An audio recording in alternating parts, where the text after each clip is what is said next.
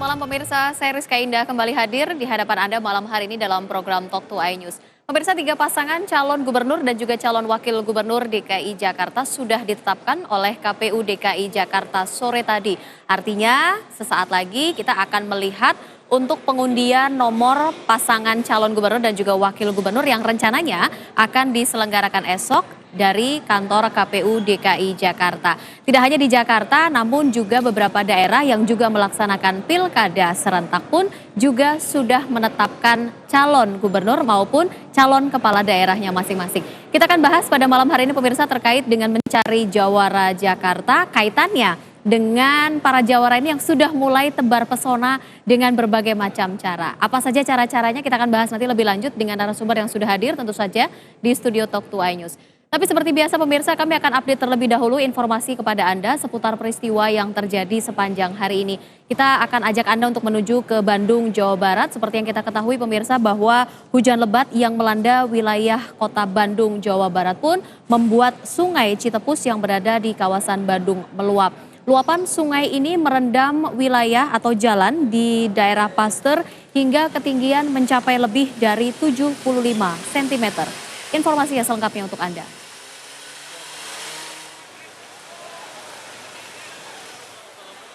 Ya, seperti yang Anda saksikan pemirsa, ini adalah genangan air yang paling parah terjadi di kawasan Bandung, Jawa Barat. Salah satu kawasan yang terjadi genangan cukup parah adalah di depan Mall Bandung Trade Center di Jalan Raya Junjunan, Bandung, Jawa Barat. Ketinggian air di wilayah tersebut mencapai lebih dari 75 cm dan tentu saja hal tersebut membuat kendaraan yang melintas menuju ke gerbang tol Pasteur pun menjadi terhambat. Selain itu, sebagian besar kendaraan pun juga memilih untuk memberhentikan kendaraannya sambil menunggu air sedikit surut karena seperti yang kita ketahui kendaraan juga banyak yang mencoba untuk melintasi genangan tersebut namun akhirnya berhenti atau mogok. Akibat dari banjir yang menggenang di beberapa kawasan yang ada di wilayah Bandung, Jawa Barat membuat kemacetan panjang terjadi di beberapa ruas jalan di sekitar Pasteur seperti yang terjadi di Jalan Layang Pasopati, Pajajaran, Pasir Kaliki, dan juga di wilayah Sukajadi. Selain di kawasan Pasteur, pemirsa, banjir juga menggenangi kawasan Sukagali, Babakan Jeruk, dan juga Pagarsih. Dan hujan dengan intensitas sedang ini masih akan kerap terjadi di wilayah kota Bandung, Jawa Barat.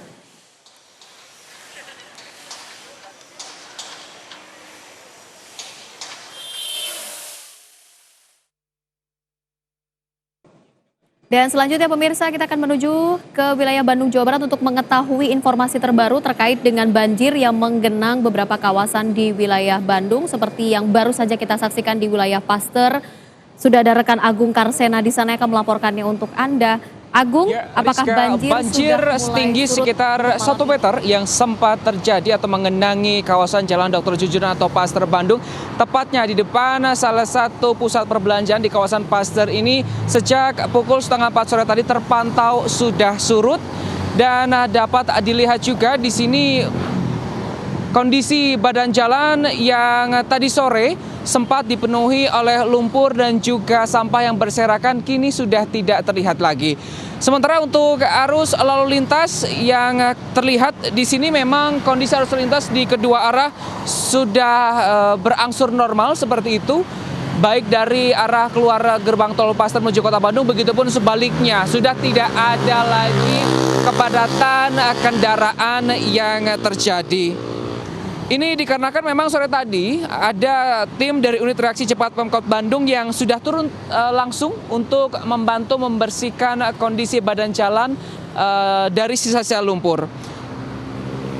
Selain di Jalan Pasteur, sebagai informasi Rizka dan juga pemirsa, banjir juga sempat mengenangi kawasan Pagarsih, Pasir Koja dan juga Astana Anyar. Penyebab dari banjir tersebut ini memang terjadi karena adanya sumbatan saluran air oleh sampah dan curah hujan yang memang tinggi selama kurang lebih 2,5 jam sejak pukul 11:30 siang tadi hingga pukul 2 siang. Sementara khusus di wilayah Jalan Pasteur ini banjir juga disebabkan karena luapan anak sungai Citepus yang tidak mampu menampung volume air akibat hujan yang terus turun pada siang tadi. Sementara informasi yang kami dapatkan dari Kabid Humas Polda Jabar Kombes Tusri Yunus, akibat banjir ini ada seorang karyawan swalayan di daerah Setiabudi, Bandung, yakni bernama Ade Sudrajat 30 tahun warga Hegar Manah yang terseret arus dan jenazahnya ditemukan di selokan tak jauh dari lokasi dirinya terpleset seperti itu, Rizka. Dan menanggapi banjir tersebut, Ridwan Kamil juga sempat mencuit di Twitternya terkait dengan permohonan maaf dan akan adanya rencana untuk pembangunan tol air yang sudah sempat dilakukan di Gede Bage untuk mengantisipasi banjir yang akan kembali terjadi. Demikian Rizka, kembali kepada Anda. Mengantisipasi banjir yang akan kembali kepada Anda. Pemirsa melaporkan langsung dari Bandung, Jawa Barat. Terima kasih Agung, selamat bertugas kembali. Dan pemirsa, kita kembali ke Jakarta dengan berita lain. Usai diperiksa oleh KPK sebagai tersangka, mantan Menteri Kesehatan Siti Fadila Supari langsung ditahan. Penahanan ini dilakukan setelah Siti Fadila Supari ditetapkan sebagai tersangka atas kasus dugaan korupsi alat kesehatan.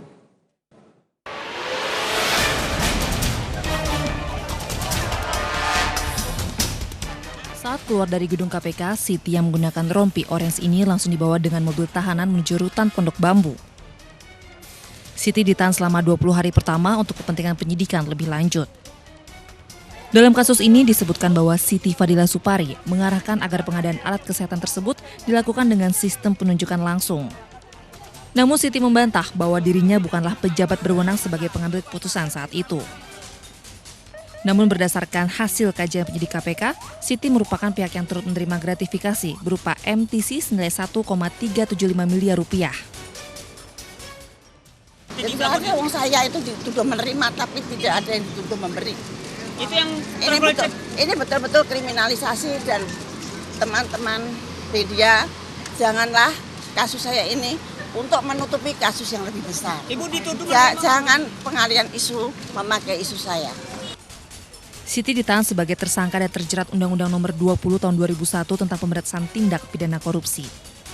Dari Jakarta, Gesmi Sitanggang, Trion, MNC Media memberitakan.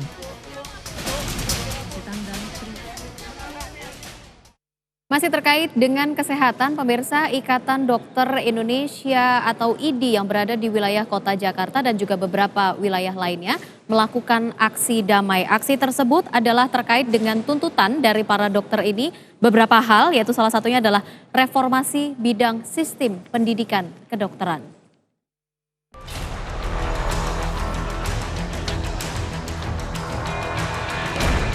Dari 2.000 massa yang tergabung dalam Ikatan Dokter Indonesia siang tadi melakukan aksi demo dengan long march menuju Istana Negara. Dalam orasinya, mereka menginginkan adanya reformasi sistem pendidikan kedokteran yang dinilai membutuhkan waktu lama serta pemborosan dana pendidikan. Aksi damai juga dilakukan puluhan dokter yang tergabung dalam IDI Cabang Sidoarjo, Jawa Timur di alun-alun Sidoarjo. Mereka menolak program pendidikan dokter layanan primer yang diberlakukan pemerintah melalui Kementerian Kesehatan dan Pendidikan Tinggi per 1 September 2016. Kalau kita bicara kualitas, sebenarnya dari awal, mari kita tingkatkan pendidikan kedokteran ini. Jangan sekarang seperti kayak sekarang. Ini Menteri Kesehatan ini dari Kementerian dan KKI mengeluarkan fakultas kedokteran baru, 5 fakultas kedokteran tanpa ada penilaian. Ini justru akan menimbulkan kesengsaraan, justru menimbulkan kualitas dokter jadi tidak baik. Sementara itu, puluhan dokter IDI Cabang Solo juga melontarkan sejumlah tuntutan yang dianggap merugikan dokter di Bundaran Geladak Kota Solo, Jawa Tengah. Mereka meminta pemerintah mengendalikan biaya pendidikan kedokteran, perbaiki regulasi Projaminan Kesehatan Nasional, hapuskan pajak obat dan alat kesehatan, serta revisi Undang-Undang Pendidikan Dokter. Tim Liputan MNC Media memberitakan. Ya, kita ke berita lain, pemirsa, terkait dengan kasus dugaan penistaan agama yang dilakukan oleh Gubernur DKI Jakarta Basuki Cahayapurnama. Siang tadi, Gubernur DKI Basuki Cahayapurnama atau Ahok mendatangi gedung Barreskrim Mabes Polri. Dirinya hadir di sana untuk membahas atau untuk menjawab terkait dengan klarifikasi permintaan maaf yang dilakukan oleh Gubernur DKI Jakarta. Selengkapnya informasinya untuk Anda.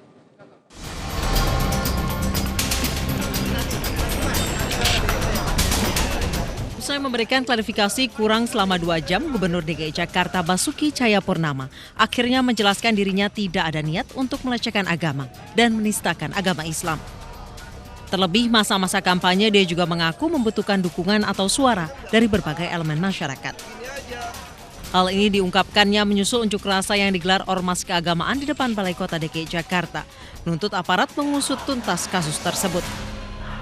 Akhirnya Ahok mendatangi kantor Bareskrim di Kementerian Kelautan dan Perikanan. Apalagi saya sebagai seorang politisi kan, saya mau ikut calon gubernur.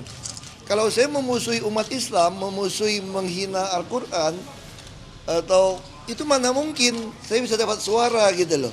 Nah itu makanya saya kira perlu saya klarifikasi, yang pasti tidak ada dalam niat saya atau apapun untuk apa yang menyinggung ulama, nggak ada sama sekali saya singgung ulama.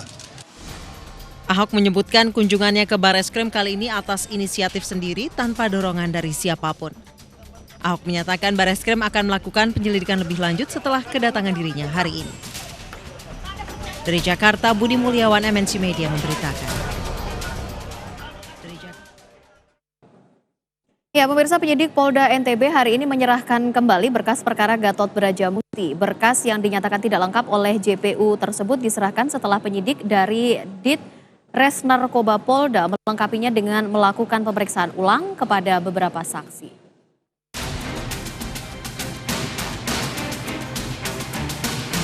Kasus hukum yang menjerat mantan Ketua Parvi terus bergulir. Siang tadi tim penyidik Polda NTB menyerahkan berkas perkara narkoba Gatot Brajamusti dan istrinya Dewi Aminah kepada Kejati NTB setelah sebelumnya dinyatakan tidak lengkap. Pemenuhan itu dilakukan penyidik dengan melakukan pemeriksaan ulang terhadap tersangka dan para saksi, salah satunya adalah Reza Artamevia. Gatot dan Ibu Dewi ke JPU sesuai dengan petunjuk yang bisa kita penuhi dulu. Artinya ada yang belum terpenuhi, Pak? Ya, ada 2 saksi yang belum kita bisa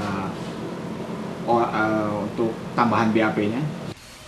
Sementara itu, kuasa hukum dari Gatot Brajamusti berharap berkas kliennya bisa selesai secepatnya, sehingga ia dan timnya bisa mempersiapkan pembelaan di persidangan. Ya, yang jelas kita mengharapkan segera bisa dinaikkan ke persidangan. Ini kan P19 ya, untuk memperbaiki berkas-berkas. Ya tentu saja kita, karena ini sifatnya adalah pekerjaannya dilakukan oleh penyidik, kemudian bersama dengan jaksa, ya kita menunggu proses untuk pembelaan itu ketika sudah sampai ke pengadilan. Meski ada 2 saksi lagi yang belum diperiksa, yaitu Richard dan istrinya, namun penyerahan ini sebagai syarat untuk memenuhi tenggat waktu yang diberikan jaksa kepada penyidik selama 14 hari. Richard dan istrinya dijadwalkan diperiksa 1 November 2016 mendatang. Dari Nusa Tenggara Barat, Herkiandi memberitakan. Ya, kita menuju ke Pilkada Serentak 2017. Pemirsa, hari ini Komisi Pemilihan Umum menetapkan pasangan calon peserta Pilkada 2017. Melalui rapat pleno terbuka, penetapan setelah KPU di 101 daerah melakukan verifikasi dokumen atau kelengkapan dokumen dari masing-masing pasangan calon.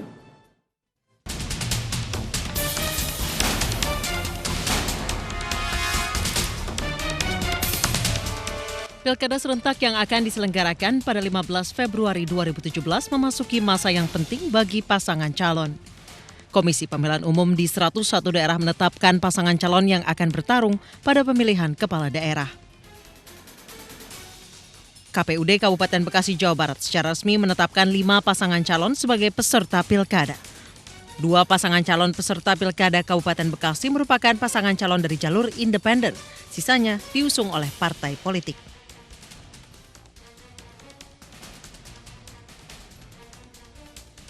Sementara itu, pemilihan kepala daerah Kota Yogyakarta akan diikuti oleh 2 pasangan calon. KPUD Kota Yogyakarta menetapkan pasangan calon Haryadi Sujuti dan Heru Purwadi dan Imam Priyono Ahmad Fadli sebagai calon wali kota dan wakil wali kota. Dalam rapat pleno penetapan pasangan calon, Ketua KPUD Kota Yogyakarta mengingatkan agar pasangan calon yang saat ini masih berstatus sebagai wali kota dan wakil wali kota Yogyakarta untuk segera mengajukan cuti di luar tanggung jawab negara. Sedangkan bagi paslon yang berstatus sebagai pegawai negeri sipil atau PNS wajib mengundurkan diri sesuai ketentuan yang berlaku.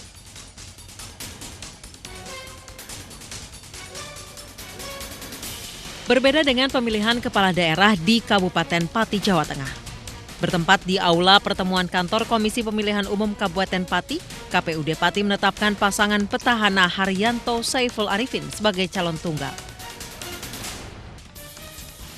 Dengan demikian, pasangan tersebut dipastikan akan melawan kota kosong pada pencoblosan yang akan digelar pada 15 Februari 2017 mendatang. Pada hari pemilihan akan disediakan 1 lembar surat suara yang berisi 2 kotak. Kotak pertama berisikan gambar pasangan calon dan yang kedua hanya kotak kosong. Tim Liputan MNC Media memberitakan. Ya, terkait dengan Pilkada serentak 2017, bagaimana masing-masing pasangan calon memperkenalkan dirinya ke hadapan publik. Kita akan bahas pemirsa di Talk 2 News pada malam hari ini dengan narasumber yang sudah hadir. Sesaat lagi, tetaplah bersama kami.